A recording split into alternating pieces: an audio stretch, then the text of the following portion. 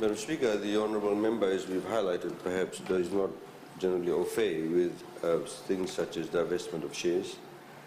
the commercial and financial requirements if you want to list a company. As you know, that we've already brought to this Parliament the various regulatory and legal changes that are needed and necessary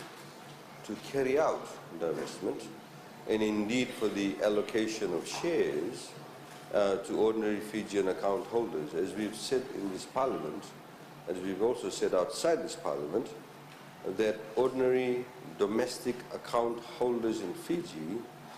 will be actually given shares free by the government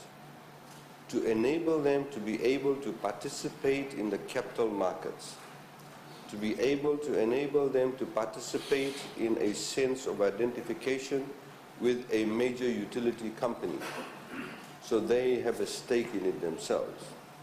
All of this requires a lot of work, Madam Speaker, and within that context, unless the honourable member knows specifically what specific process he wants to refer to,